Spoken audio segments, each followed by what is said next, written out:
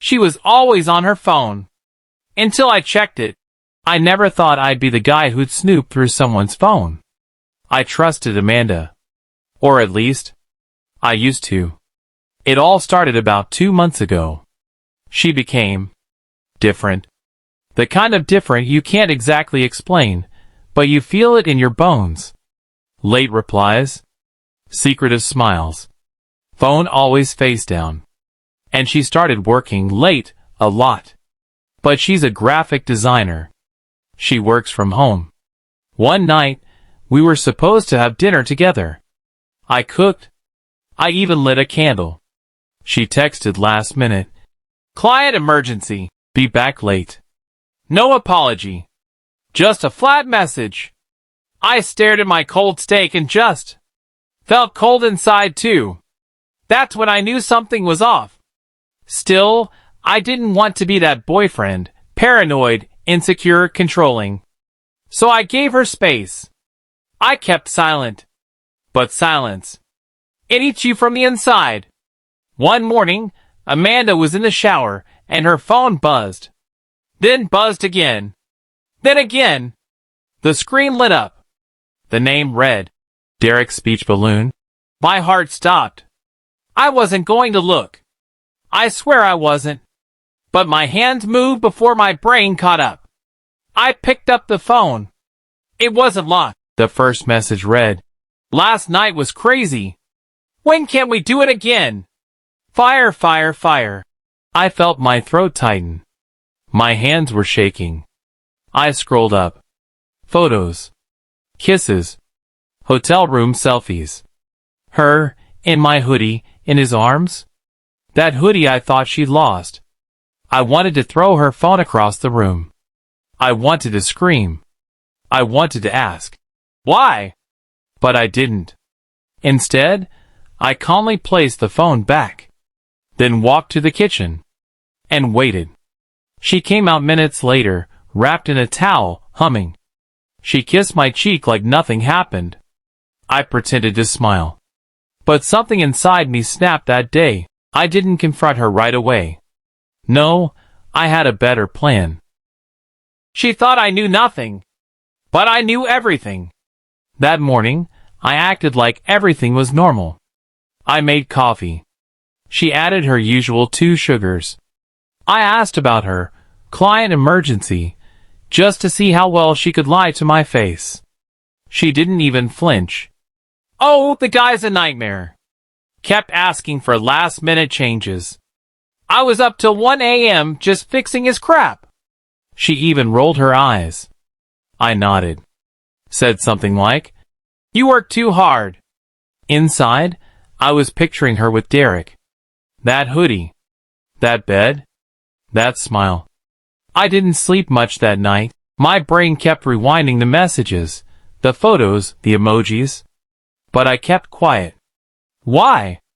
Because if she was going to play a role, then so was I. I needed time to prepare. Over the next week, I played the perfect boyfriend. Breakfast in bed. Good morning texts. Random flowers. I needed her to feel safe. To think I was clueless. But at night, I was doing my own research. I found Derek. Took me 2 hours of digging, but I found his Instagram. Fitness coach. Helping men become alpha. Whatever that means. Shirtless in every other photo. Caption like, Hustle hard, love harder. I could see why she'd fall for him. He was flashy. Confident. Always. On. But what Amanda didn't know was that Derek had a girlfriend too. I found her profile through tagged photos. And she had no clue either. Now I had a choice. Blow it all up and tell both of them. Or make them blow it up for me. So I created a burner account. I started messaging Derek's girlfriend. At first just, Hey, I think you should see this. And sent one of the selfies of Amanda and him. She replied 5 minutes later. Who are you? I said.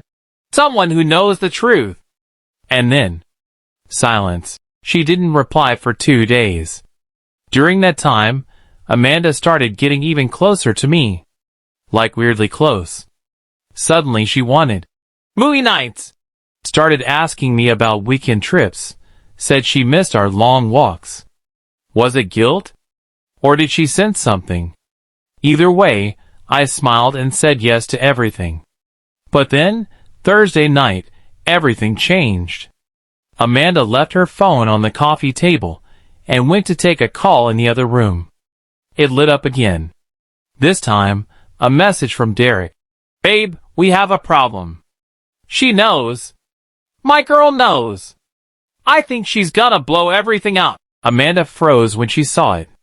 I watched her expression, from calm to panic in under 2 seconds. She knows, she whispered to herself, not realizing I was standing right behind her.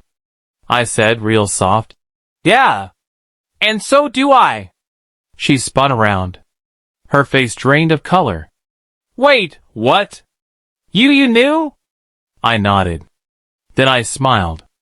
You played the wrong game with the wrong guy, Amanda.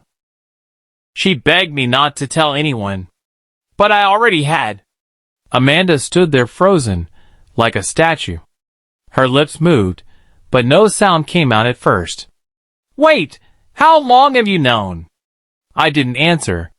Instead, I walked past her, picked up her phone, and calmly tossed it on the couch. Long enough to see the hotel room, the selfies, and the messages. Derek's a creative guy, huh? She blinked. Her eyes welled up instantly, like she'd been rehearsing this breakdown. It didn't mean anything. I was confused. We were going through a rough patch, and I raised a hand. Stop. Just don't insult both of us with this performance. She paused, mouth still open. I still love you, she said. That's when I laughed. And not the polite kind. Love me. Amanda, you lied to me every day for weeks. You kissed me with the same mouth you used to whisper in his ear. And you love me? She walked toward me slowly. Please just let me explain. Don't tell anyone. Don't ruin everything. That sentence hit me like a slap. Don't ruin everything. She was still trying to protect herself. Not me. Not us. I stepped back. You think I haven't already? Now she froze. What? What do you mean? I grabbed my phone, unlocked it, and showed her the messages I'd been exchanging with Derek's girlfriend. Her name's Chloe, by the way. Sweet girl. Very polite. We had a nice chat. Amanda's hand went to her mouth. You told her? I nodded. And guess what? She didn't take it well. At that moment, Amanda's phone buzzed again. Another message from Derek. She dumped me. It's over. Thanks for ruining everything. Amanda's breathing turned shallow. You don't understand. It wasn't supposed to get serious. It just started as flirting.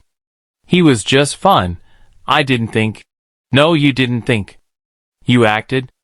And now it's time to face the consequences. She dropped to the couch, head in hands. What are you going to do? I stared at her. 1,000 thoughts running through my mind. Kick her out? Scream? Smash something? But I didn't. Instead, I sat down across from her and said, nothing. I already did what I needed to do. I told the truth. To the right person. She looked up, confused. You're not going to post about it? Tell our friends? No, I'm not interested in drama. I just want you out. Amanda's eyes widened. Wait, you're kicking me out?